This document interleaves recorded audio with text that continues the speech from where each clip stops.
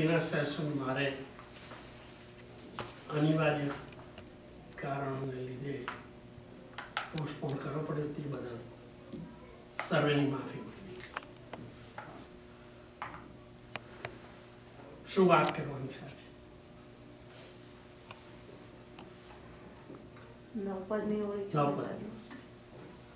Right. That was in my mind. પર્વ એટલે શું? અને શાસ્ત્રકારોએ પર્વની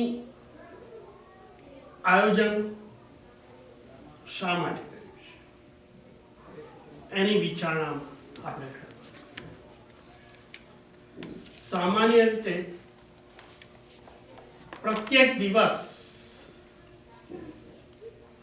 પ્રત્યેક સમય, ઘડી એ આત્મકલ્યાણ ની અભિલાષા રાખનાર ભવ્ય જીવને માટે ઘણી ઉત્તમ છે. પરંતુ ગૃહસ્થ અવસ્થા એક એવી પરિસ્થિતિ છે જીવનની કે જેમાં ધારણા પ્રમાણે આરાધના કરવાની અનુકૂળતા કદાચ ઓછી પણ મળે. સંસારનું અને સંસારમાં રહેલા ગૃહસ્થનું જીવન કેવું હોય છે એ કેવળ જ્ઞાની માટે જાણવું અશક્ય નથી. ત્રણેય લોકનું સ્વરૂપ અને ત્રણેય કાળનું સ્વરૂપ પ્રત્યક્ષ જે જોઈ રહ્યા છે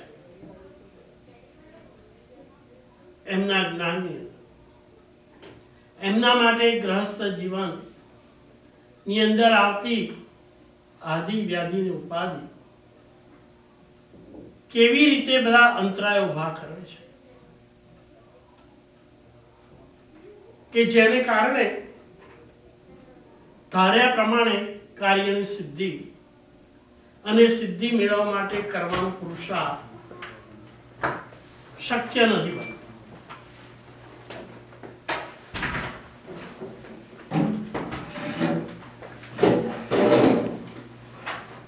આવા સંયોગોની અંદર જેને જે ભાવ મનુષ્ય ભાવની અંદર સિદ્ધિની પ્રાપ્તિ કરવા માટેનો જે અવસર, જે કાળ મળ્યો છે, એ મળેલો અવસર સર્વથા નિષ્ફળ ન બને એના માટે કંઈક અલ્ટરનેટિવ, એક બીજી આયોજન કરવું પડે. વ્યવહારિક જીવનની અંદર નફો મેળવવા માટેના લક્ષ્ય સાથે કરેલો બિઝનેસ 1 વર્ષ, 2 વર્ષ, 3 વર્ષ ચલાવવા છતાં ધાર્યા પ્રમાણે જો પરિણામ ના આવે અને લેવાને બદલે જો દેવાના થઈ પડે તો માણસ શું વિચારે? તો કોઈક અલ્ટરનેટિવ ઓપ્શન હવે વિચારી લેવું પડે.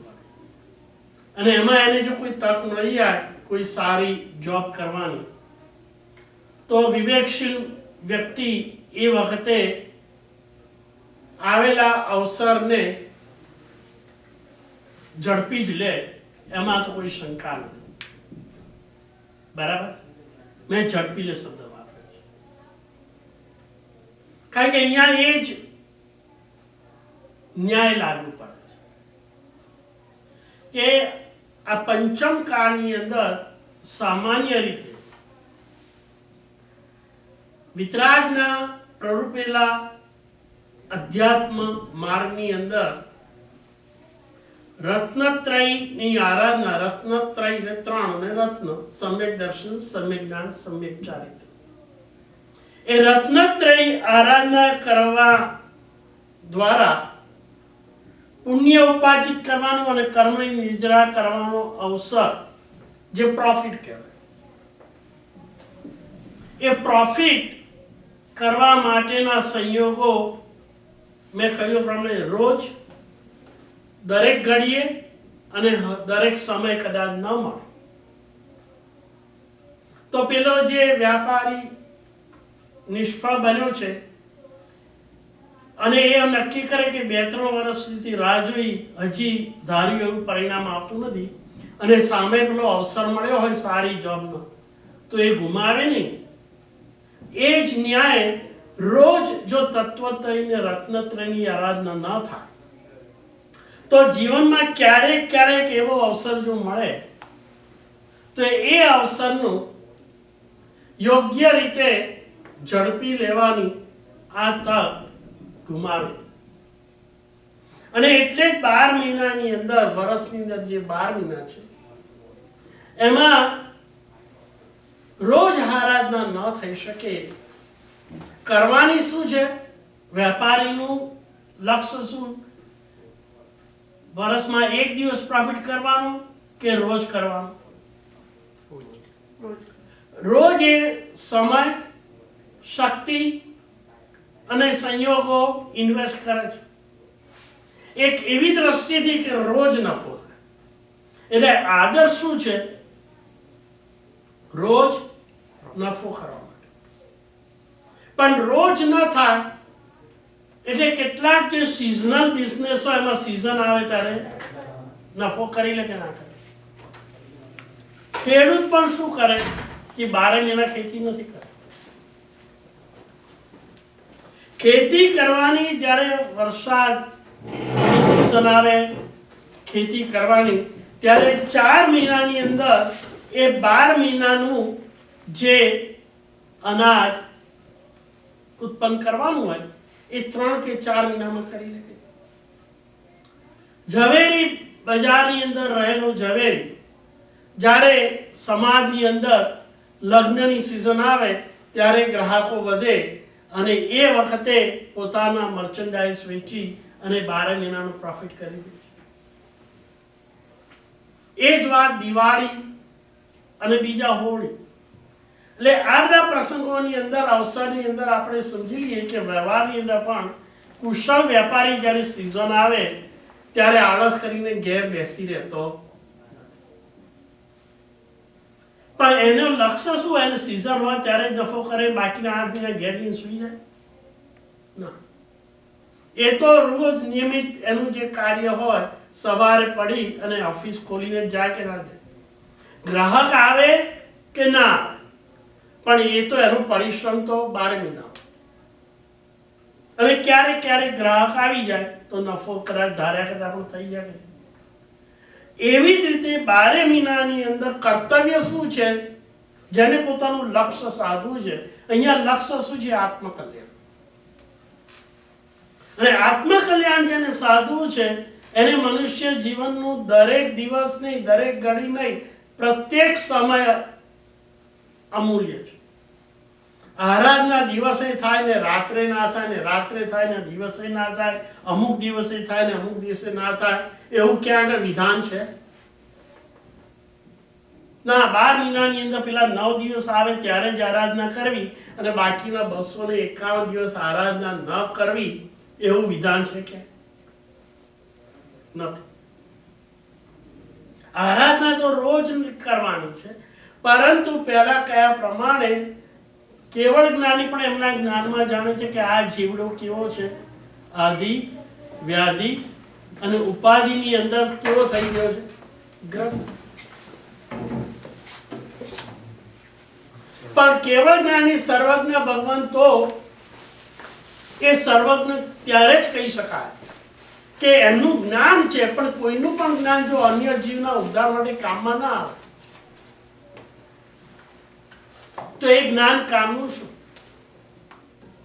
સર્વજ્ઞને પોતાનું જ્ઞાન, પોતાનું કલ્યાણ કરી શકવા માટે સમર્થ છે, એમાં તો કોઈ શંકા નથી. પરંતુ આ તીર્થંકર નામ કર્મ એટલે બંધાય છે. શેના માટે બંધાય છે? કે જગતના સર્વ જીવ રાશિની 84 લાખ જીવોની યોનિની અંદર રહેલા જન્મતા જીવોનું કલ્યાણ કરવા માટે તીર્થંકર પરમાત્મા તીર્થંકર બને.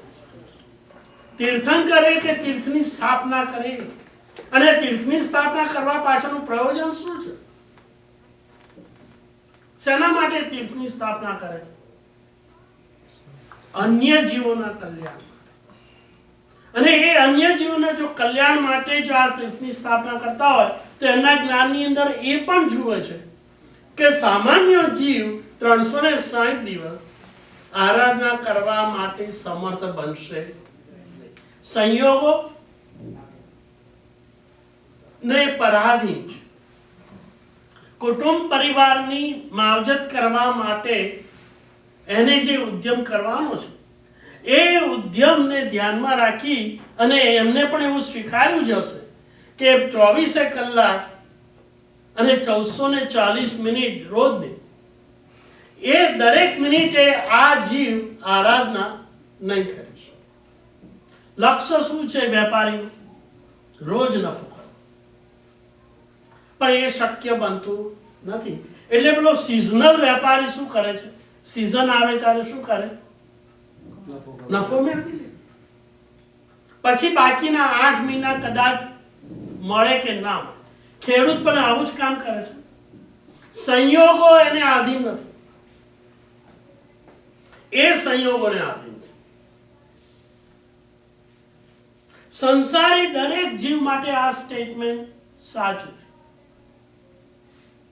સંયોગો આપણે આધીન ખરા કે આપણે સંયોગોને આધીન? જો સંયોગો વ્યક્તિને આધીન હોય તો પોતાનું ધાર્યું કરી શકે કે નહીં? ધાર્યું થાય છે.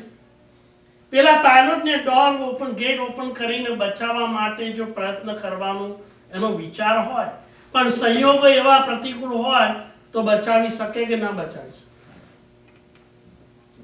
કંઈ પણ કરી શકે ખરો? કેવા સંયોગો ઊભા થાય છે એનું કોઈ પ્રિડિક્શન ખરો? વિચાર કરો કે જે પ્લેનમાં બીજા માણસોમાં આપણો જો નંબર આવી ગયો હોય અને આવી પરિસ્થિતિ ઊભી થાય તો શું પરિણામ આવે? જી ભગવાનને હવાલે એમ કઈ કરી ના શકે એમ બેઝિકલી કશું ના કરે. એટલે આપણી પરાધીનતા કેટલી છે? પરિણામની ગંભીરતા કદાચ ત્યારે જ ખ્યાલ આવે કે અનુભવના લેવલ ઉપર આવે. તો આપણે ક્યારે કોઈ દિવસ આવું ઈચ્છીએ નહીં કે આવી પ્રતિકૂળતા આપણા જીવનમાં આવે. પણ આ એક એક્ઝામ્પલ કે એક પ્રસંગ આપણને કહી જાય કે જીવન ની જે ચલાવવાની જે ચાવી છે ને, જીવન આપણે જીવવાનું છે, પણ એની ચાવી કોના હાથમાં છે? કોઈ બીજી વ્યક્તિના હાથમાં. વ્યક્તિ આપણે જાણતા નથી, પણ આવું બને છે કે આપણે વ્યવસ્થિત રીતે સાચવીને આપણી કાર ચલાવતા હોય, પણ પાછળથી 80 માઇલથી કોણ આવીને ક્યારે કોલ્યુશન કરી દે એના ઉપર આપણો કોઈ અંકુશ ખરો? ભાઈ? અને ન બનવાનું બને કે ના બને? આવી ઘટનાઓ જીવનની અંદર ચારે બાજુ ભૂતકાળમાં, વર્તમાનમાં અને ભવિષ્યકાળમાં બની છે, બની રહી છે અને કદાચ બનશે કે નહીં બને.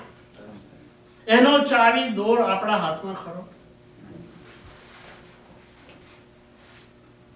જો આવા સંયોગોની વચ્ચે આપણે રહેવાનું જ હોય તો પોતાનું કલ્યાણ કરવા માટે શું કરવું જોઈએ? કે જ્યારે જ્યારે પેલો વેપારીને અવસર મળ્યો હોય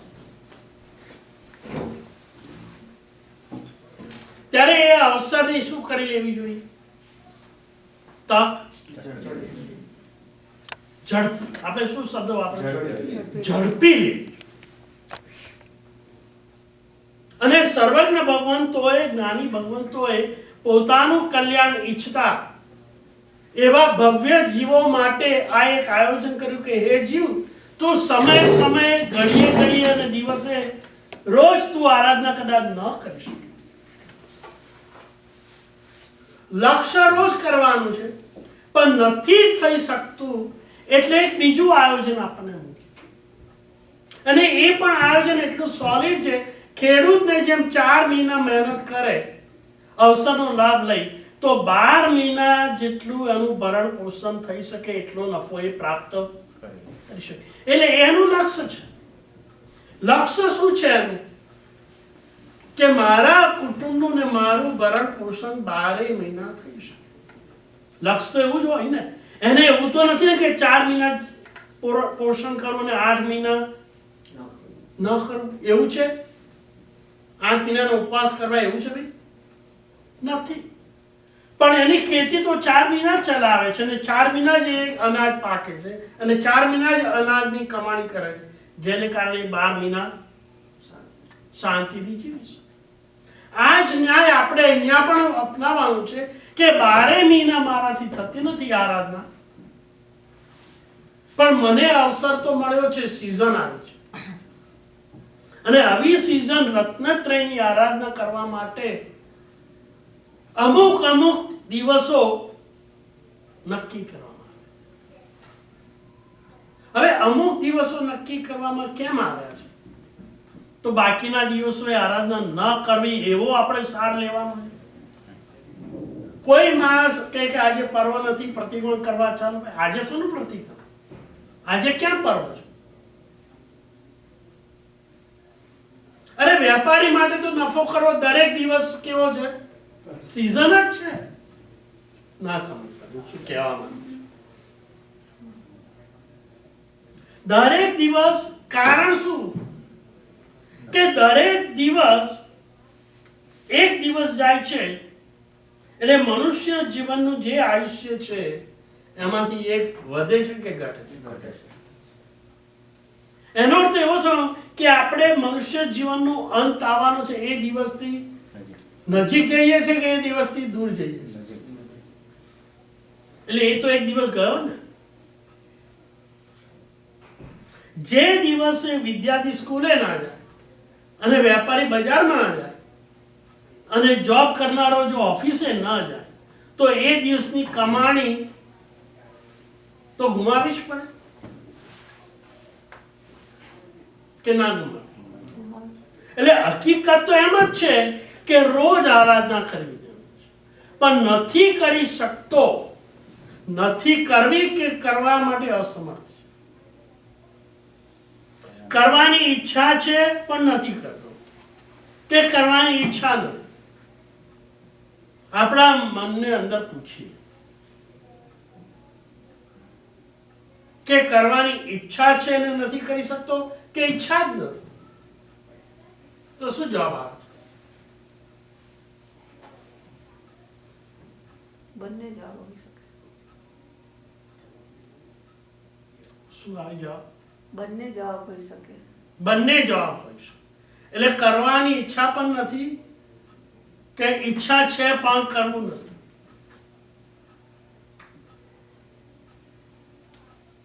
બહુ અઘરો છે પ્રશ્ન. એટલે બે ખાનામાં આપણે જીવોને મૂકીએ કે કરવાની ઈચ્છા રોજ નથી, અને બીજા એવા છે કે કરવાની ઈચ્છા છે પણ કરવા માટે અસમર્થ. કયા ખાનામાં સંખ્યા વધશે ભરતભાઈ? બે ન કરવામાં. બેમાં મિક્સ જ આવશે ને, like sometimes એમાં પણ બે ખાના પાડ્યા છે. but sometimes you want to like you ના, પણ એબ્સોલ્યુટ કરવાની ઈચ્છા નથી, અને અહીંયા કરવાની ઈચ્છા છે પણ સંયોગો નથી. કરવાની ઈચ્છા છે, સંયોગ. શું જવાબ આવે છે? એ જ કરવાની ઈચ્છા છે પણ સહયોગ નથી. સંયોગ. શું આવે છે જવાબ? ઈચ્છા છે પણ સંયોગ. પછી આપણે સંયોગો કયા ક્યાં નથી એનું એનાલિસિસ કરીએ, અને જે સંયોગોને અંતરાયરૂપ હોય એનું સોલ્યુશન કાઢી દઈએ તો કઈ વાંધો આવશે? Everybody agree? બહુ ધ્યાનપૂર્વક વિચારીને જવાબ આપો.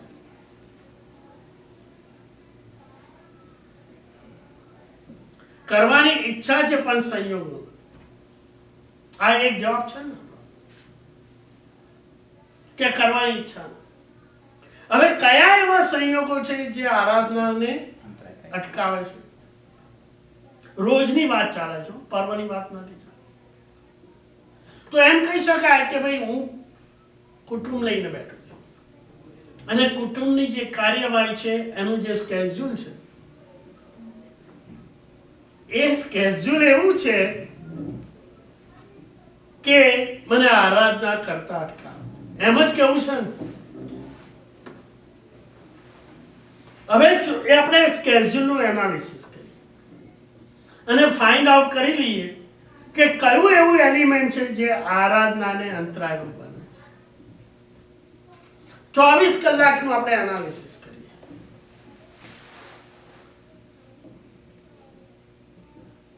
હવે 24 કલાકની અંદર પહેલી એક આરાધના નાનામાંની એમ મૂકી, માની લો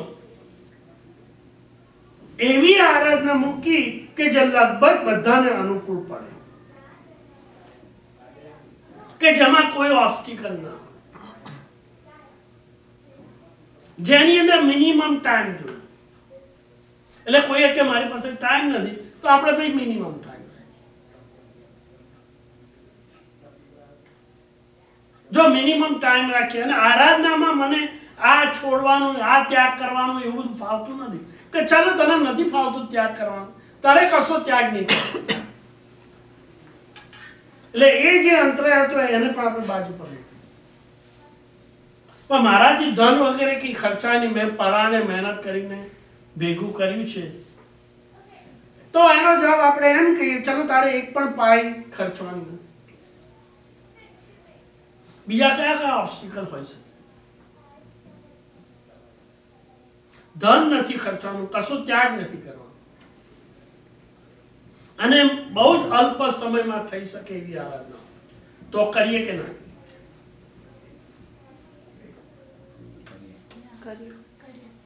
કરીએ? પેલો પ્રશ્ન જે ઉભો છે આપણે કયા ખાનામાં છે? કયો પ્રશ્ન ઉભો છે? આરાધના કરવાની ઈચ્છા નથી કે ઈચ્છા છે પણ સંયોગો નથી? એનો જવાબ અહીંયાથી મને એવો મળ્યો કે ઈચ્છા છે પણ સંયોગો. કોઈનો બીજો જવાબ હોય તો મને કહી દો. જવાબ એવો મળ્યો કે આરાધનાની ઈચ્છા છે પણ સંયોગ. એટલે આપણે હવે એનું એનાલિસિસ કરવા બેઠા છે કે કયા કયા એવા સંયોગો, આપણે રોજની વાત ચાલે છે, સિઝનલની વાત નથી, કયા કયા એવા સંયોગો છે કે રોજ આરાધના કરવામાં અંતરાયરૂપ બને. હવે એનું એનાલિસિસ કરી દઈએ અને બધા જ અંતરાયો જે નડતા હોય એનું નિવારણ થયા એવા ઉપાયો બતાવી દઈએ. પછી તો આરાધના કરવામાં, રોજ કરવામાં કઈ વાંધો ના આવે ને? બધા એગ્રી થાવ? મિનિમમ આરાધના, મિનિમમ અલ્પ, જેની અંદર બહુ સમય ના લાગે. એટલે પેલું જે એક કારણ છે કે સમય નથી, એટલે એનું આપણે નિવારણ કરીએ. સમયને અભાવને કારણે આરાધના નથી થતી, એટલે સમય એક અંતરાયરૂપ છે. તો એની સામે આપણે સોલ્યુશન મૂકીએ કે તારી પાસે અલ્પમાં અલ્પ સમય મળે એવી આરાધના તને આપી, પછી કઈ વાંધો આવશે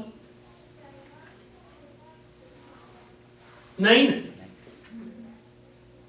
અને બીજું કે ભાઈ આ આરાધનામાં જો મારે ધનનું વાપરવાનું હોય એ મને અનુકૂળ આવે એવું છે ને, એની સામે આપણે એવો ઉપાય મૂક્યો કે તારે એક પણ પૈસો વાપરવાનો નથી આરાધના.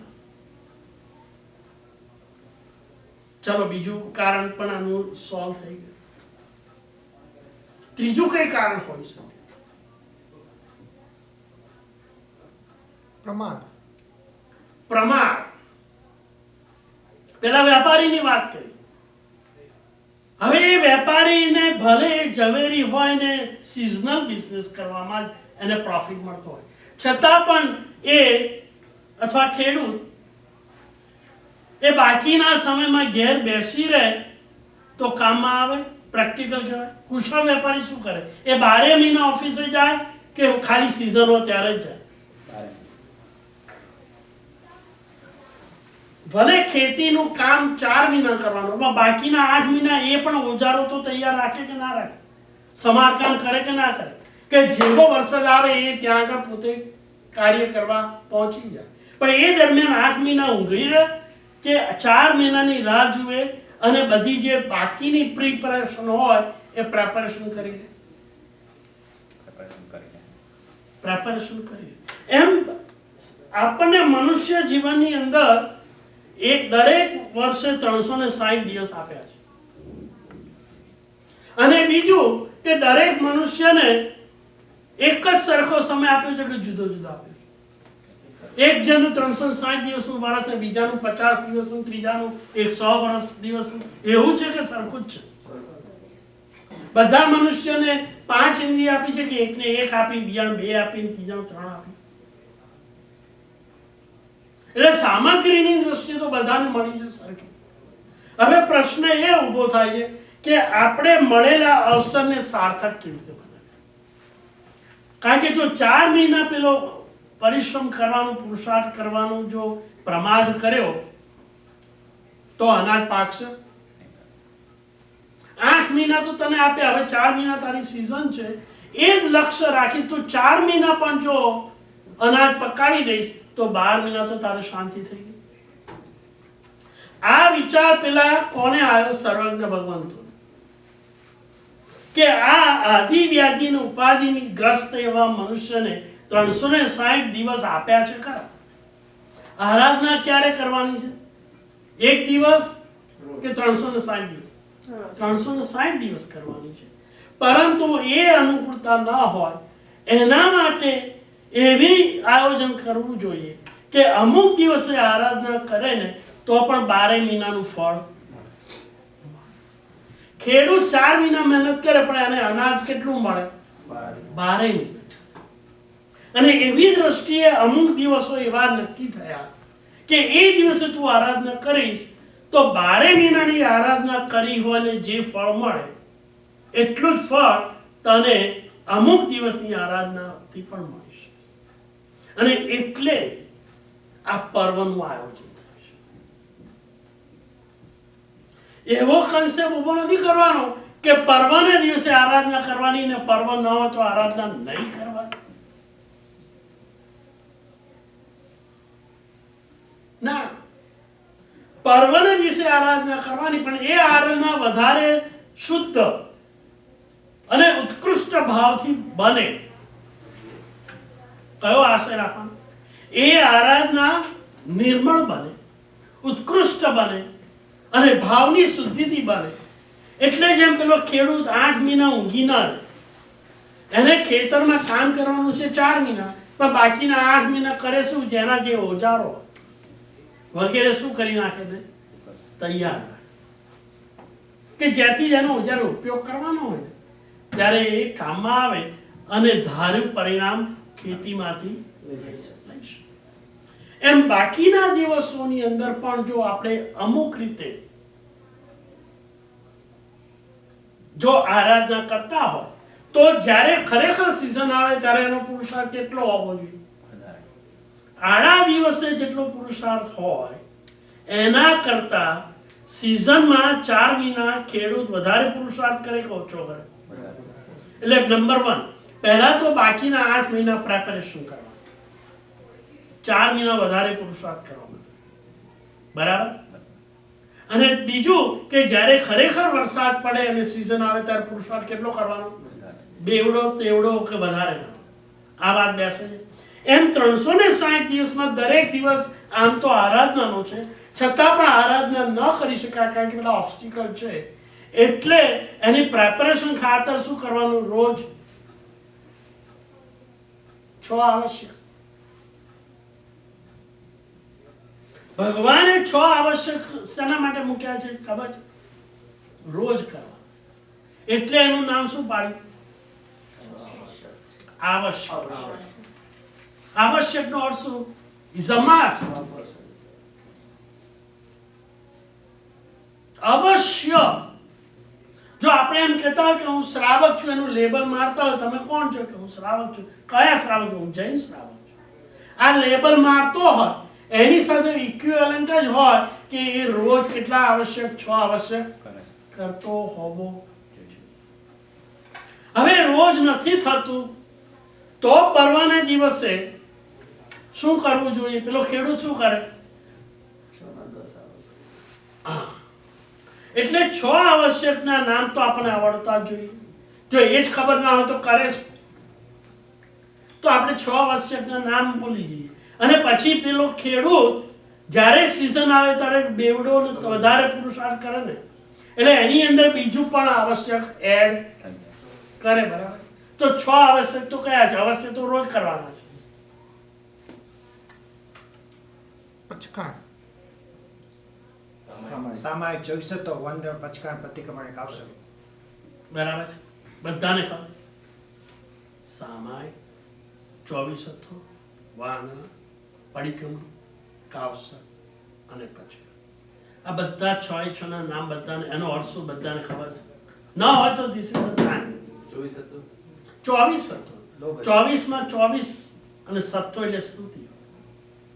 24 એ ભગવાનની સ્તુતિ, વંદન, નમસ્કાર, પૂજા, સેવા, અર્ચના.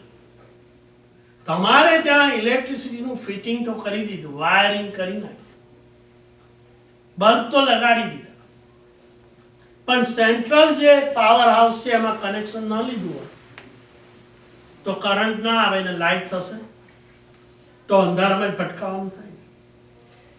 એમ આપણા અંગનું પરમાત્માના જમણા અંગૂઠે સ્પર્શ કરવો એટલે આપણે કનેક્શન ઊભું કરીએ. અનંત અનંત પુણ્યના ધણી એવા પરમાત્મા આપણે જેવો સ્પર્શ કર્યો કે એ પરમાત્માના આત્મતત્વ પર રહેલા જે શુદ્ધ પરમાણુઓ છે એ આપણા આત્મા સુધી પહોંચી જશે. કનેક્શન ઊભું કર્યું. નામ દ્વારા,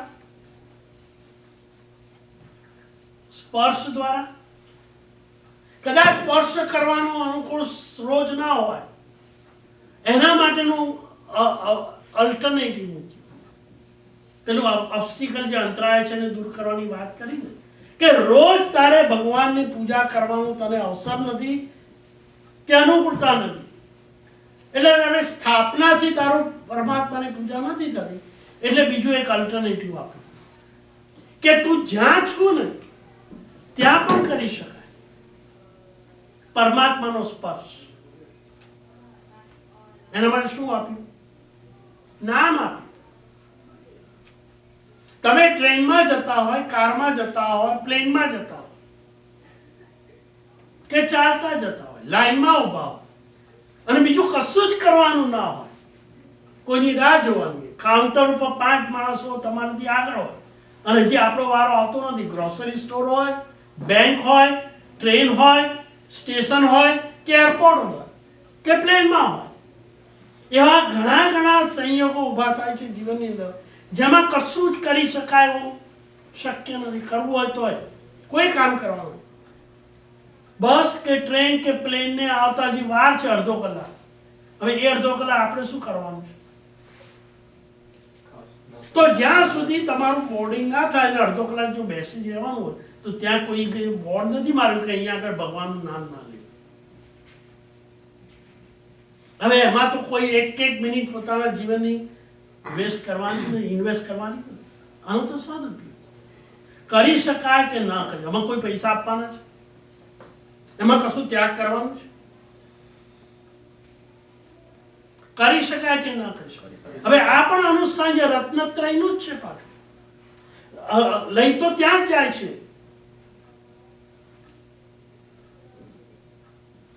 નામ દ્વારા પ્રભુનું સાથે કનેક્શન. નામ દ્વારા કેટલું સુંદર અને સરળ વાત છે. એટલે 24 કલાકમાં તમારે બીજા 6 આવશ્યક ન થાય. ખરેખર તો કરવાના એ છે પણ છતાંય રાત્રે ટીવીની ચેનલોને ફ્લિપ કર્યા કરવા કરતા હાથની અંદર એક નોકાર વાળી રાખીને 12 નોકાર ગણવું એમાં કોઈ બહુ ડિફિકલ્ટ કામ છે? ભગવાનનું નામ ક્યારે બી લે તેમાં કોઈ વસ્તુ નથી પણ સ્થાન કેટલું ઇમ્પોર્ટન્ટ ધરાવે. શું કહ્યું? સ્થાન સ્થાન કેટલું ઇમ્પોર્ટન્ટ ધરાવે. કેટલું ઇમ્પોર્ટન્ટ. ભગવાનનું નામ એમાંય ખાસ કરીને જે નૌકાર મંત્ર છે એ અશુચિ અને સ્મશાન આ બે સ્થાન સિવાય કોઈ પણ સંયોગોની અંદર કોઈ પણ જગ્યાએ તમે લઈ શકો છો. કયા સ્થાન બે મેં કયા? અશુચિનું સ્થાન તમને ખબર છે, અને રોજ કઈ સ્મશાનમાં જવાનું હોતું પણ ઇક્વલ પુણ્ય છે બધા. તમારા ભાવ જેટલો ઉર્ધ્વધિત થાય સ્થાન કરતા ભાવ અગત્યનું છે. હવે દેરાસરની અંદર પણ મન તમારું ભમતું હોય બહાર શેર એન્ડ સ્ટોક ને પાર્ટીઓમાં ને રેસ્ટોરન્ટમાં, તો ત્યાં આગળ તમે દેહથી હાજર છો પણ મનથી હાજર છો નહીં. એટલે મનને ત્યાં આગળ સ્થિરતા કેવી રીતે રાખવી પરમાત્માના ધ્યાનની અંદર એ નક્કી કોણે કરવાનું છે? હવે 6 આવશ્યક નથી થતા, પણ 24 તત્વોની અંદર આમાં પાછું છે ને નામ બધા 24 ના નથી, પણ તમે એક જ નૌકાર ગણો નમો ઓરિયંતા. હવે આ એક જ વાક્ય અને એક જ શબ્દ એક જ એ શું કરી શકે? તમે બાકીના 8 પદ કદાચ છોડી દો, બોલો. અને નમો ઓરિયંતામાં પણ આખું નમો જ લખો. શાસ્ત્રમાં એક અદ્ભુત કથા આવે છે. એક દેવલોકની અંદર એક જીવ. હવે ખબર છે કે દેવલોકના જીવોને કયા કયા જ્ઞાન હોય? એમાં વિશિષ્ટ પ્રકારનું જ્ઞાન કયું હોય? અવધિ જ્ઞાન. જન્મતાથી જ હોય. અવધિ જ્ઞાન દેવલોકને હોય. બીજા કોને હોય? નારકીના જીવોને. પછી જન્મતાથી તીર્થંકર. બધા જ તીર્થંકરો જન્મ લે ત્યારે અવધિ જ્ઞાન લઈને જાય.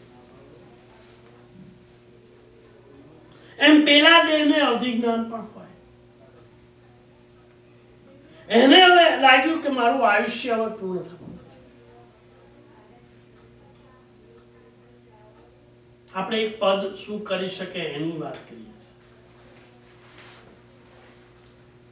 કે મારે હવે આ દેવલોક છોડવા. એટલે એને એક ઉત્સુકતા થઈ કે અહીંથી આયુષ્ય પૂર્ણ થઈ, જેનું શું કહેવાય? ચવી. મારે ક્યાં જન્મ લેવો?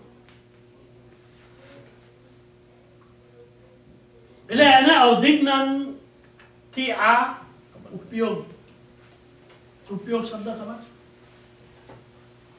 જે વિષય વિશે તમારે જોવું હોય, જ્યાં આગળ તમારી દ્રષ્ટિ જે પદાર્થને જોવી હોય એની સન્મુખ હોવી જોઈએ, તો એ વસ્તુ કેવી છે અને એની સાથે પાછું શું ભળવું જોઈએ? મન ભળવું.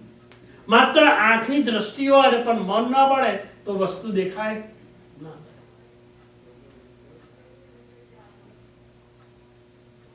ટીવી જોવામાં એક સીન એટલો બધો ઓતપ્રોતો હોય અને ફોનની રિંગ વાગતી હોય 3 મિનિટ સુધી, છતાં પણ આપણું મન એટલું બધું એન્ગ્રોસ થયેલું હોય તો ફોનની રિંગ કદાચ ન સંભળાય. કેમ ન સંભળાય? ફિર રિંગ તો વાગે જ છે. એનું કારણ શું? કે શ્રવણેન્દ્રિયની અંદર આપણું મન ભળ્યું. આપણું મન ક્યાં ભળેલું છે? દર્શનેન્દ્રિય. અને મનનો ઉપયોગ એક સાથે એક જ હોય, બે ના હોય.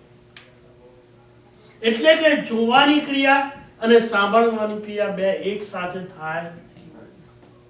પણ એ સમય એટલો બધો બારીક છે એટલે આપણે એમ જ માનીએ કે હું સાંભળું છું જોઉં છું બંને સાથે કરું છું, પણ હકીકત જુદી છે તાત્વિક દ્રષ્ટિ. એટલે પેલા દેવને પણ શું થયું? અવધિ જ્ઞાનનો ઉપયોગ મૂક્યો. અને એમાં એને જોયું. શું જોયું? એને ક્યુરિયોસિટી, ઉત્સુકતા આવી કે મારું આ આયુષ્ય પૂર્ણ થશે તો હું ક્યાં આગળ જઉં. બહુ વિવેકી એ દેવ. અને એના જ્ઞાનની અંદર એને જોયું કે અમુક ક્ષેત્રની અંદર, જંગલની અંદર એક મોટું વડ છે અને એ વડની મોટું વડની અનેક શાખાઓ પ્રશાખાઓ હોય અને એ વડની ઉપર કોઈ વાંદરીના કુક્ષીની અંદર મારો જન્મ થયો. ક્યાં જન્મ લેવાનો છે? વાંદરી. એટલે પહેલાને પાર પડી. ઓહો, સામાન્ય રીતે દેવો ઉપયોગ નથી મૂકતા, પણ આને ઉપયોગ મૂક્યો. જો કોઈ પણ વસ્તુ જ્ઞાન મળે ને તો એનું પરિણામ શું? મનુષ્યની અંદર જો એ કદાચ એવું બન્યું હોય કે બધાને અવધિ જ્ઞાન, શું પરિણામ આવે ખબર છે? જે દુઃખ ભોગવવાનું નથી, હજી આવ્યું નથી, એ દુઃખ જોઈને શું કરે? મન સતત આર્ત થાય.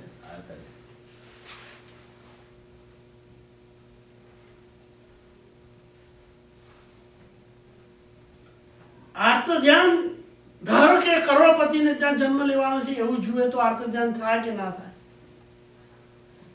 થાય કે ના થાય? થાય કે ના થાય? ના થાય.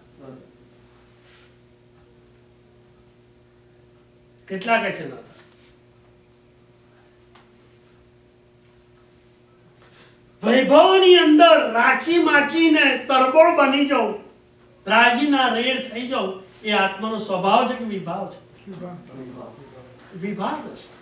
અને એમાં નાચવા માંડીએ અને અંદર મનોરંજન ચાલતું હોય તો એ આત્માનો સ્વભાવ નથી, એ વિભાવ દશા છે. એ જ આર્ત ધ્યાન. સુખમાં પણ આર્ત ધ્યાન અને દુઃખમાં તો આર્ત ધ્યાન છે. હવે કયું વધારે ડૂબાડનારું છે? સુખનું. કારણ કે દુઃખની અંદર તો માણસ હજી અનીતિ ને અત્યાચાર ન કરે, પણ સુખની અંદર ઓતપ્રોત અને રચ્યો પચ્યો માણસને ક્યારેય તૃપ્તિ ન થાય. એટલે જેટલું મળ્યું છે એના કરતા નજર એની ક્યાં હોય? નથી મળ્યું એના ઉપર. અને મેળવવા માટે એની ઇંતજારી વધારે હોય છે. મળે એને ભોગવતો નથી, નથી મળ્યું એના માટે શું કરે છે? તરફડે છે. અને એ ન મળે એવું હોય તો શું કરી નાખે? રાજાઓને પણ પોતાના રાજાઓનો વિસ્તાર કરવાની જ સ્વપ્ન હોય છે. આ શેમાંથી જાગે છે? સુખમાંથી કે દુઃખમાંથી? સુખમાંથી. એટલે દુઃખીને આર્ત ધ્યાન જેટલું થાય છે એના કરતા સુખીને વિશેષ, માટે એ આર્ત ધ્યાન વધારે ડૂબાડનાર. લાખોપતિના વિચારો અનંત હોય, ઊંઘમાં પણ ઊંચો નીચો થતો હોય, અને રસ્તામાં ભીખ મારતા તો રાત પડે ને, એ રસ્તા પર ભોંય પર સુઈ જતો એને ખબર ના હોય, શાંતિથી સ્વપ્નની દુનિયામાં. આ પરિસ્થિતિ.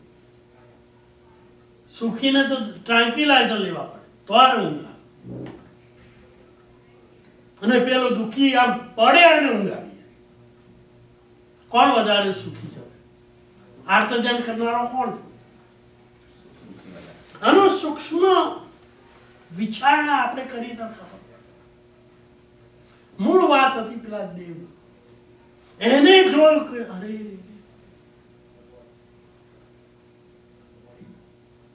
આ દશા થવાની છે. કોઈ ભાવની અંદર કેવા કર્મો કર્યા છે. પહેલા એ સદગતિમાં હતો, ભગવાનના સમવસમાં ગયેલો, તો જ દેવ બન્યો હશે ને. તમે પ્રશ્ન ના કરો કે દેવ બન્યો કે નહીં. સુકૃત કર્યા વગર પુણ્ય ઉપાર્જિત થતું ફરીથી કોઈ પણ સુકૃત કર્યા વગર પુણ્યની કમાણી થતી નથી. અને પુણ્યની કમાણી ન હોય તો દેવલોકનું આયુષ્ય બંધાતું નથી. આ વાત તો સીધી સાદી સમજ. એટલે એ દેવલોકમાં ગયો એ બતાવે છે કે એને પુણ્ય ઉપાર્જિત કર્યું છે. અને પુણ્ય ત્યારે જ ઉપાર્જિત થાય કે કોઈ પણ સુકૃત કર્યું હોય તો. અને સુકૃત કઈ ગતિમાં કરી શકાય? હા, એટલે એ જ બતાવે છે કે એનો એક ભાવ પૂર્વે કેવો હોવો જોઈએ. આપણને પણ તમે જો દુનિયાના બીજા બધા જીવોનું જીવન એનું પૃથ્થકરણ કરો કે $500,000 નું હાઉસ ને 2 કાર ને બેંક બેલેન્સ ને પત્ની ને બાળકો ને આ બધું મળ્યું છે એ શાના કારણે મળ્યું છે? પુણ્યને કારણે. અને પુણ્ય ક્યારેક તો કર્યું જ છે, તો નરકમાં તો નથી જ કર્યું અને તિર્યંજમાં પણ કરી શકાય એવી શક્યતા નથી, તો ક્યાં કર્યું હશે? મનુષ્ય. તો પ્રશ્ન એનો અર્થ એવો તો ઇનડિરેક્ટ જવાબ મળી જાય ને કે આપણે એક ભાવ પણ ક્યારેય મનુષ્ય કર્યો તો. કોઈ પ્રશ્ન પૂછે કે તમને કેવી ખબર કે મેં મનુષ્ય ભાવ કર્યો છે, તો એનો જવાબ આપી શકાય? એનો અર્થ એવો કે આપણને એક મનુષ્ય ભાવ મળ્યો છે, બરાબર, પણ એ ભાવ મનુષ્ય સફળ કર્યો કે નિષ્ફળ કર્યો? શું જવાબ આપશો? સફળ કર્યો. Past સફળ કે કર્યો. present ની વાત છે. કયા મનુષ્ય બોલની વાત કરે? Past કે હમણાં છે એ? ના, આપણે નક્કી તો કર્યું પહેલાનો. કે મનુષ્ય પહેલા સુકૃત ન કર્યું હોત તો મનુષ્ય ગતિ ના મળે, બરાબર? એ વાત તો નથી. Everybody is with me. હવે એ સુકૃત કરવાનું સંયોગો કોને હોય? દેવલોકમાં હોય કે તિર્યંજમાં હોય કે નરકમાં હોય? મનુષ્યમાં. તો સુકૃત કરી છે નક્કી થઈ. સુકૃત મોટા ભાગે મનુષ્ય ભાવમાં હોય એ પણ નક્કી કર્યું. એનો અર્થ એવો કે આપણે મનુષ્ય બનેલા જ એક વખત. લો, વગર જ્ઞાને તમને ખબર પડી કે આપણે એક ભાવ મનુષ્ય. પણ મેં પ્રશ્ન પછી ઉભો કર્યો બીજો કે એને સફળ કર્યો કે નિષ્ફળ કર્યો? એ અત્યારની પરિસ્થિતિ પર આધાર રાખે. અત્યારની પરિસ્થિતિ. બહુ સરસ જવાબ છે. ઓકે. હવે હું આગળ પ્રશ્ન કરું કે એને સફળ કેવી રીતે બનાવવાનું, નિષ્ફળ કેવી રીતે બનાવવાનું? સફળ કર્યું હોય તો જ મનુષ્ય ભાવ ફરી મળે ને. બરાબર. પણ મનુષ્ય ભાવ એટલા માટે મળ્યો કે બીજો મનુષ્ય ભાવ મળે એટલા માટે કે મોક્ષ મળે એટલા માટે? મોક્ષ ના મળ્યો એટલા માટે. નિષ્ફળ એટલે નિષ્ફળ ગયો કહેવાય કારણ કે મોક્ષ ના મળ્યો. હવે everybody has got the point. એનો અર્થ એવો કે ગયા મનુષ્યમાં પણ આપણે નિર્વાણ પામીને મોક્ષ ન મેળવ્યો, એટલે એ પૂરતું સફળતા કહેવાય કે મનુષ્ય ભાવ શાના માટે મળે? મોક્ષ મેળવવા. મોક્ષ માટે. કઈ ગતિએ મોક્ષ જવાય? માત્ર મનુષ્ય. તો આપણે અહીં જન્મ્યા કારણ કે એ ગતિ જ્યારે હતી મનુષ્યની ત્યારે મોક્ષે ના ગયા. જો મોક્ષે ગયા હોત તો અહીંયા હોત. એટલે એ ભાવ એ દ્રષ્ટિએ અપેક્ષા નિષ્ફળ ગયો ને. હા, પણ તમને જૈન શાસન મળ્યું ને રત્નત્રય ને તત્વત્રયની આરાધના મળી, એ પૂરતું મનુષ્ય ભાવ સફળ કહેવાય. પણ હવે એટલું મળ્યું એનાથી સંતોષ રાખવો છે કે હવે આગળ જવું છે? આગળ જવું છે. હવે આગળ જવું હોય તો ખાલી પર્વના દિવસે આવશ્યક કરવાના છે કે રોજ કરવા છે? શાસ્ત્રકારોએ વિધાનની અંદર શું પ્રવૃત્તિ કરેલી છે? રોજ કરવાની કે પર્વના દિવસે કરવાની? અને રોજ ન કરાય તો પણ પર્વના દિવસે પેલા ખેડૂતની મહેનત કેટલી હોય એટલી જ હોય કે વધારે હોય? વધારે. અને એને જ કારણે આ પર્વની આયોજન. મૂળ પ્રશ્ન એ હતો કે આ પર્વ એટલે શું? કે 12 મહિનાની અંદર રત્નત્રયની આરાધના કરવા માટે એક વખતની 2 ઓપોર્ચ્યુનિટી આવે. કેટલી ઓપોર્ચ્યુનિટી? 2 વખત. અને એમાં માત્ર 6 આવશ્યક નહીં. જે ખેડૂત 8 મહિના મહેનત કરે આપણે કહ્યું, પણ જ્યારે એની સિઝન આવે ત્યારે મહેનત એની કેટલી હોય? કાપડનો કે સોના દાગીના વેચવાવાળો વેપારી ભલે 8 મહિના કદાચ બહુ મહેનત ના કરે, પણ લગ્નની સિઝન આવતી હોય અને 10-15 ગ્રાહકો એની ત્યાં ઊભા રહ્યા હોય ત્યારે એ ખાવા જાય, ઊંઘવા જાય કે ગ્રાહકોને સંભાળી લે? બરાબર. તો પર્વ પણ શું છે? સિઝન છે. એટલે સર્વજ્ઞ ભગવંતોએ આ પર્વનું આયોજન. અને પર્વના દિવસે આપણો પુરુષાર્થ કેવો હોવો જોઈએ? વિશેષ હોવો જોઈએ. એટલે પેલા 6 આવશ્યક તો ખરા જ, પણ એની અંદર બીજું પણ ઉમેર્યું. કયું ઉમેર્યું? તપશ્ચર્યા. તપસ. જા પેલા વંદન જે આપણે રોજ કરતા નથી, ભાઈ આજે આચાર્ય પદની આપણે આરાધના કરવાની છે, માટે શું કરવાનું? 36 વંદન કરવાનું, 36 લોકસનો કાવસક કરવાનો અને બાંધી નોકારવાળી ઓમ નમો આયર્ય 20 નોકાર. આપણે નક્કી જોઈ લીધું કે રોજ કરવામાં આપણે અંતરાય પડે છે, પણ જ્યારે સિઝન આવે ત્યારે અવસરના માટે આપણે ઉપયોગ કરી લઈએ, એના માટે કોઈ અંતરાય ખરા?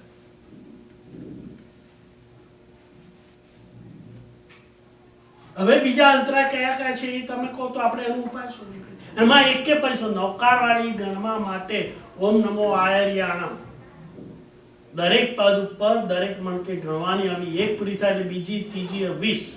એમાં એક સામટી જ કંઈ ગણવાનો એવો નિયમ નથી. તમે સવારે 5 કરો, બપોરે 5 કરો, રાત્રે 10 કરો. હવે એ નહીં કરવા વાળામાં જે ઓબ્સ્ટિકલ કયા છે? ઓબ્સ્ટિકલ કહો તો એનો આપણે ઉપાય ઉભો કરીએ.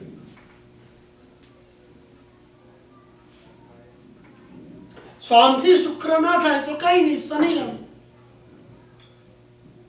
કોઈને એમ થાય સોમથી શુક્ર મારે જોબ હોય ટાઈમ નથી, કઈ વાંધો. નમો આર્યાણમ તારે સોમથી શુક્ર ના ભાવ તો શનિવારે બેસી જા, સામાયિક ની અંદર બેસી જાય એટલે સામાયિક પણ થઈ જશે અને આ નોકારવાળી પણ થઈ જશે. 20 પતી જાય પછી નમો જાણ ઉપર આવી જાય. કરી શકાય કે ન કરી શકાય? અને એમ કહ્યું પ્રમાણે પહેલા દિવસે નમો અરિયંતરમ, પેલું નામ. પેલા દેવ એ આ વિચાર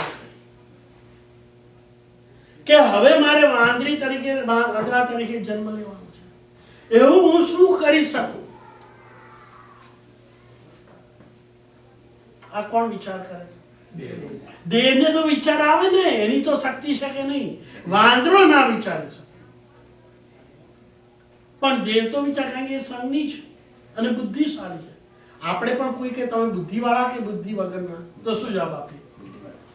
એટલે આટલું તો વિચારી શકીએ ને કે મેં મારા આત્માનું હિત કેવી રીતે કરવાનું છે. એટલે પેલા જોયું, એને વિચાર્યું કે આ હું દેવ. હવે અવધિ જ્ઞાન હોય એ આગલો ભાવ જોઈએ તો પાછળનો ભાવ પણ જોઈ શકે કે ના જોઈ શકે? પણ એને આગળનો ભાવ જોવાની શક્તિ છે, એટલે એટલો તો પાછલો ભાવ જુએ ને. એ અહીં આવ્યો ક્યાંથી? સમવસનમાં એ ભગવાનના જ્યારે દેશના આપતા હતા ત્યારે હાજર હતો ને આ સાંભળેલું ભગવાન જોયેલા, એટલે એ સંસ્કાર તેના સ્મૃતિમાં હતા જ. એટલે એને વિચાર્યું કે હવે હું શું કરું કે જેથી ભગવાનના માર્ગની અંદર હું પાછું છું. આપણો મૂળ પ્રશ્ન શાળામાં અહીં આવ્યા ક્યાંથી? એક પદની વાત ચાલે અને એને જોયું કે એક રસ્તો છે. કારણ કે વાંદરાના જીવનમાં બીજું તો શું કરી શકાય? કઈ પ્રભુની અષ્ટપ્રકારની પૂજા તો કરવાય નહીં. કરાય?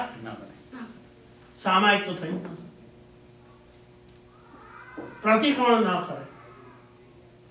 મનુષ્યો શ્રાવક જ કરે ને, બરાબર?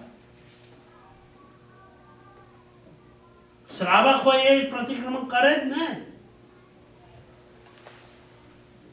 શ્રાવક હોય ને પ્રતિક્રમણ ના કરે એવું તો બને જ નહીં ને. પ્રતિક્રમણ ના કરે તો શ્રાવક કહેવાય જ નહીં ને. કોઈને કઈ કહેવાય. અને આપણે રોજની વાત નથી કરતા, આ તો પર્વ દિવસની વાત ચાલે.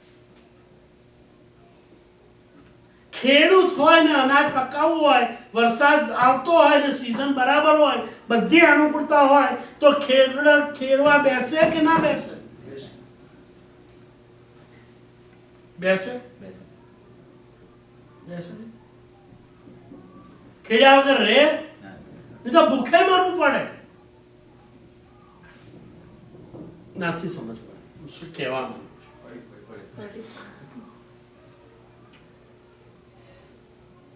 શ્રાવક હોય ને પ્રતિક્રમણ ના કરે, રોજ કરવાની વાત નથી. આ પર્વ દિવસની વાત ચાલે, સિઝનની વાત ચાલે. 10 ગ્રાહકો આવીને બેઠા છે અને કપડાં અને વસ્ત્રો અને અલંકારો જોવા બેઠા છે અને વેચવાના છે. ઝવેરાતની દુકાન છે. હવે એ વખતે 10 ગ્રાહકોને કે તમે બેસો, હું જરા જમીને આવો, તો પેલા 10 ગ્રાહકો બેસી રહેશે કે જતા રહેશે? અને જતા રહે તો શું બનાવશે?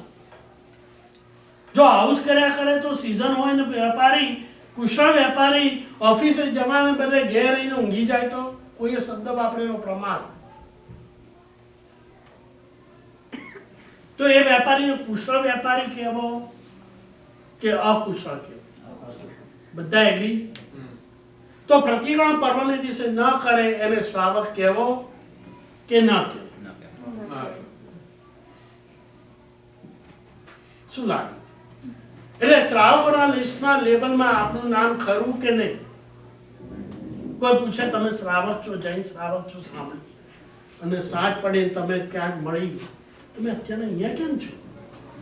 તમે તો શ્રાવક છો, અત્યારે તો પ્રતિક્રમણ માટે આવ્યું છે. તો શું જવાબ આપશો? શું તમે શ્રાવક નથી? શું જવાબ આપશો? નથી બોલશો નહીં. નાની વસ્તુ સ્ટાર્ટિંગ કરવાનું. પરિસ્થિતિ ના આવે એનું ધ્યાન રાખવાનું. ના, આ સાંભળ્યા પછી એમ થાય કે આ મારી એક દિવસ ચાલ્યો જાય. મેં કહ્યું પહેલા પ્રમાણે, એક દિવસ અગત્યનો ગયો મનુષ્યનો, એટલે જેટલું આયુષ્ય બાકી છે એમાંથી એક ઘટ્યો કે વધ્યો? એનો અર્થ એવો કે આપણે જ્યારે છેલ્લો દિવસ આવવાનો હશે, જ્યારે પણ એની નજીક આવ્યા કે દૂર ગયા? ગંભીરતા. હવે આજનો દિવસ પાછો નથી આવવાનો.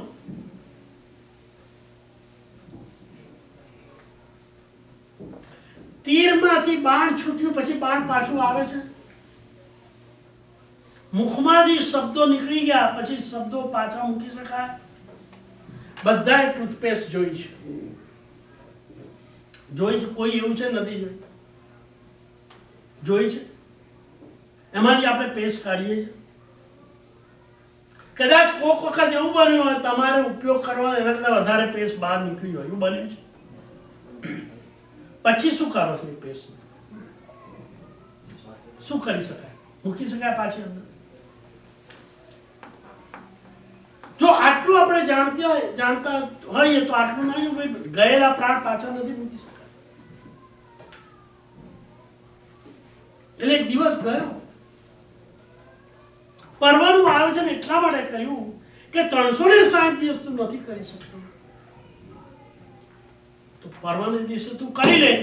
12 મહિના તારા સફળ જશે. પેલો ખેડૂત 4 મહિના મહેનત કરે છે બમણી તમણી, પણ 12 મહિના પછીના બાકીના 8 મહિના લહેર જ છે ને. જી, તો આપણે આ પર્વનું પ્રતિક્રમણ કરીએ અને આપણે રેગ્યુલર દિવસીય પ્રતિક્રમણ કરીએ તો આનું પણ વધારે. એબ્સોલ્યુટલી વિશિષ્ટ 9 દિવસ. એટલે દેવતાઓ નંદીશ્વર દ્વીપમાં અત્યારના ત્યાં આગળ મહોત્સવ કરે છે. જ્યારે અહીંયા શાશ્વતી હોળી ચાલે, શબ્દ શું વાપર્યો છે? શાશ્વત. આ દિવસ શાશ્વતો છે.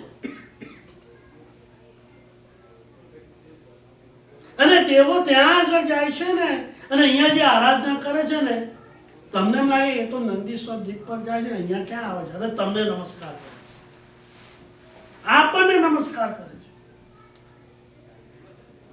દેવાભી નમમ સંતિ, દેવાભી નમમ સંતિ જસ દમ્મે સયામ. 10 પ્રકાલિક સૂત્રનું આ પહેલું ગાથા છે. દેવાભી નમમ સંતિ જસ દમ્મે સયામ. જેના હૃદયની અંદર વિતરાગનો ધર્મ વસ્યો છે એ મનુષ્યોને દેવો પણ શું કરે છે? નમસ્કાર. દેવો નમસ્કાર. સામાન્ય રીતે દેરાસરની અંદર દેવ દેવી દેવીઓ છે તો આપણે નમસ્કાર કરીએ, પ્રણામ કરીએ. અને અહીંયા શું કહ્યું શાસ્ત્રમાં? દેવો નમસ્કાર કરે. હવે કોઈ ઊંચો માણસ નીચા ન કરે કે નીચેની લેવલનો માણસ ઊંચા ન કરે? સાચું જ કહું તો દેવો કેમ નમસ્કાર કરે? કારણ કે જે આપણે આરાધના કરી શકીએ છીએ એ દેવો નથી કરે. આયંબેલ દેવોને ન હોય કે ના હોય? પ્રતિક્રમણ દેવો કરે, સામાયિક કરે, નવકાશી કરે, આનું કશું નથી. માત્ર 24 હત્તો કરી શકે. જ્યાં જ્યાં તીર્થંકર પરમાત્માની શાશ્વત અશાશ્વત પ્રતિમા હોય ત્યાં આગળ જઈ અને પૂજા કરી શકે. પેલા દેવો વિચાર્યું કે મારું આ પરિણામ આંબેની ઓળી છે, કેટલાક તપસ્વી હશે, સાંજે પ્રતિક્રમણ કરવાનું છે, એટલે મારે હવે બીજી 3 મિનિટમાં આ સંકેલી લેવું છે કે જેથી એમને પણ આરાધના થઈ છે. બરાબર છે? વધારે હું ટાઈમ લેતો નથી, પણ વિષય આપણને એટલો બધો સ્પર્શે છે કે આવા ઉત્તમ દિવસે કરેલું નાનું પણ કેટલું ફળ આપી દે. નાનું. પેલા દેવે વિચાર્યું કે વાંદરો છે, હવે શું કરી શકે? કયું આવશ્યક કરી શકે?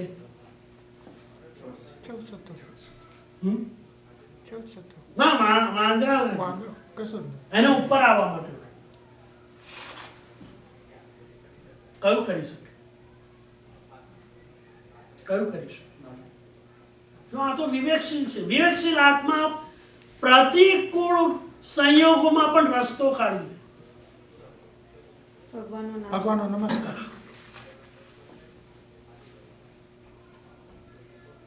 વાત સાચી છે, પણ કઈ રીતે કરે? આજે દેરાસામાં પૂજા ભણી કે કોઈ વાંદરું આવે પૂજા કરવા? કઈ રીતે કરીશ? મૂળ વાત ઉપર હું આપણે આપી ભાવથી. એટલે એને શું કર્યું? હા, પણ વાંદરાને ક્યાંથી ભાવ આવવાનો? વાત તમારી સાચી છે. હા, એને ક્યાંથી કંકુ લઈ આવે? હવે દેવલોકને તો કંકુ ગમે તે. અને વળની અંદર જેટલા પાંદડા હતા એના ઉપર નમો નમો નમો નમો લખી નાખ્યું. આ કયું વડ હતું? જ્યાં એનો જન્મ થયો. અને ત્યાંથી ચવ્યો અહીંયા આગળ થયો, મોટો થયો ને પહેલી આંખનો વિકાસ થયો. અને એને શું? એને તો ખબર નથી, વાંદરાને ખબર હોય શું લખ્યું છે, પણ એને શેનાથી લખેલું? કંકુથી મોટું નમો નમો નમો. હવે વડના ઝાડ પર કેટલી ડાળીઓ અને કેટલા પાંદડા હોય આપણે ગણી શકીએ?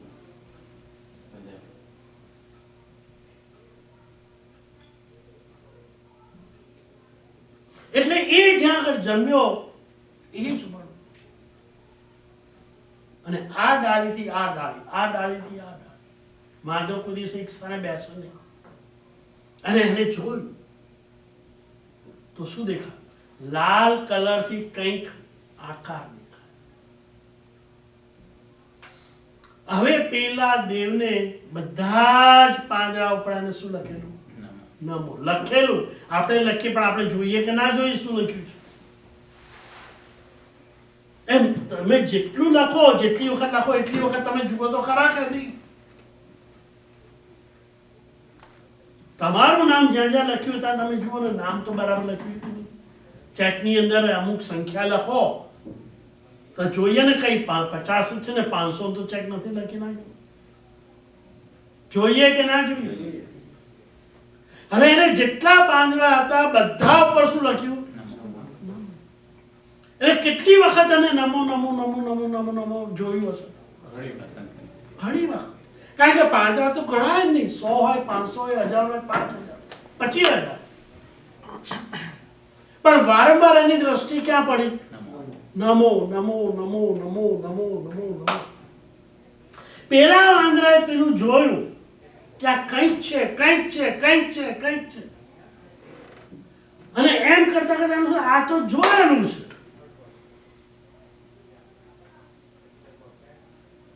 શું થયું એને? જોયેલું છે. એટલે ત્યાં આગળ એને શું થયું? જાતિ સ્મરણ કર્યું. અને એને થયું, ઓહો, પૂર્વ ભાવની અંદર હું કોણ હતો? દેવ. એના પહેલાના ભાવમાં હું મનુષ્ય હતો.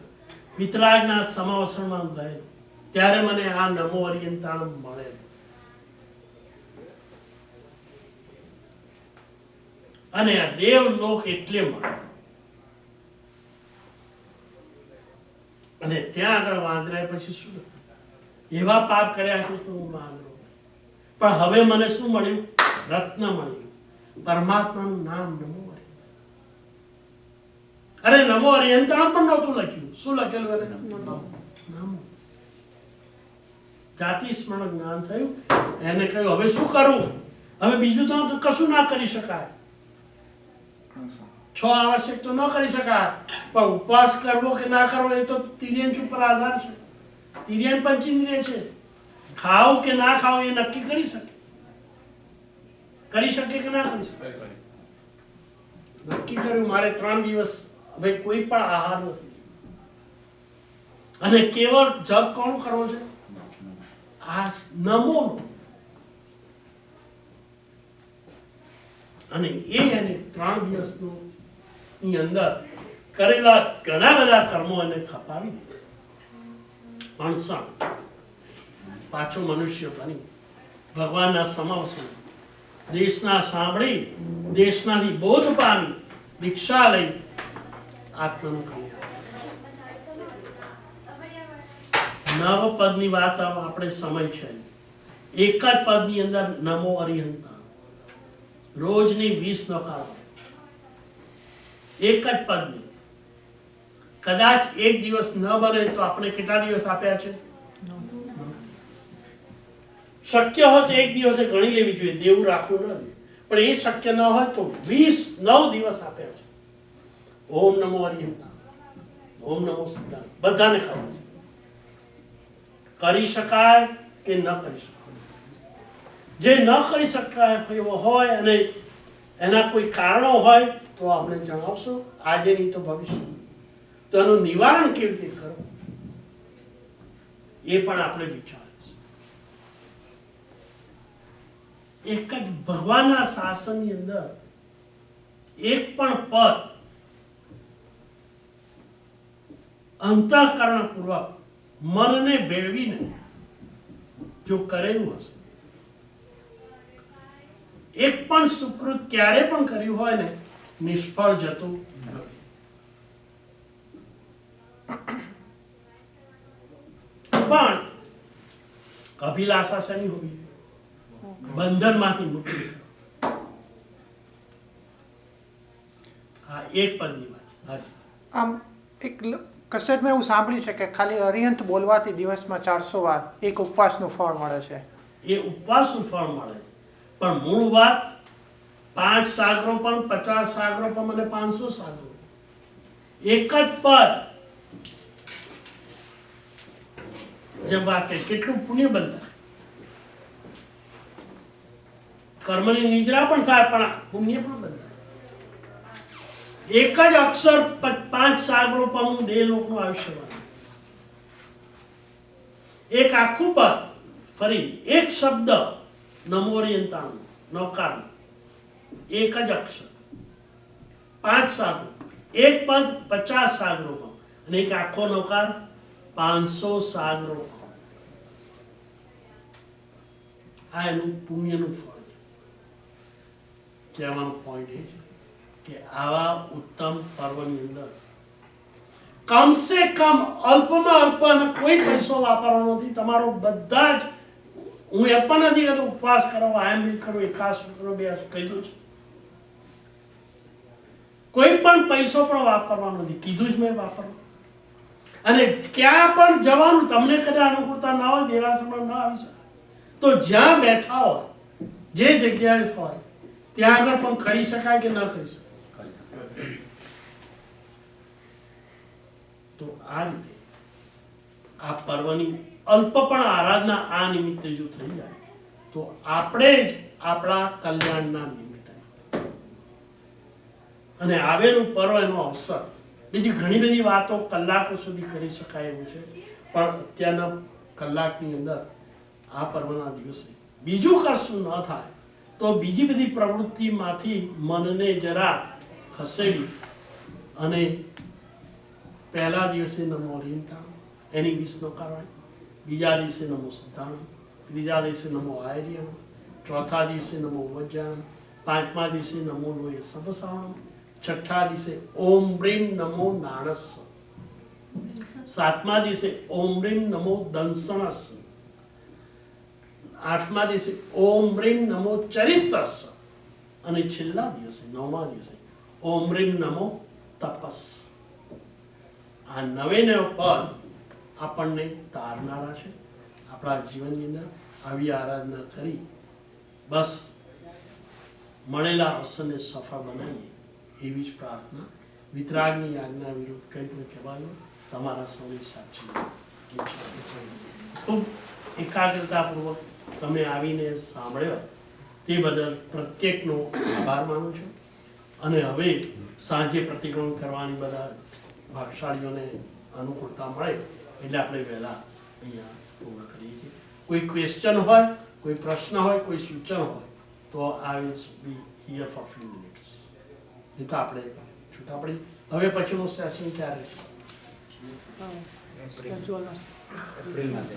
હવે મને લાગે છે કે મહાવીર જન્મ કલ્યાણ પછી છે. ઓકે, એટલે હા, એટલે હમણાં નહીં. ના, હમણાં નથી. ઓકે, કોઈ સૂચન? બરાબર છે. તમને વિષય કેમ લાગે છે? આપણે આ પણ એક કથા છે, મહાપુરુષોની કથા અને આપણી કથા, એના માટે આપણે ભેગા થઈએ છીએ. તમારો બધો ઉત્સાહ પૂર્વક આવી અને એમાં સહયોગ આપો તો આમાંથી આપણે બધા સાથે મળી અને આના રહસ્યોને સમજીએ કે જેથી આપણા જીવનની અંદર એ ઉપયોગ. બરાબર છે? એની ક્વેશ્ચન, કોમેન્ટ, સૂચન, એનીથિંગ? સર્વમંગલ મંગલમ સર્વ કલ્યાણકારમ સદાં સર્વધર્મ જય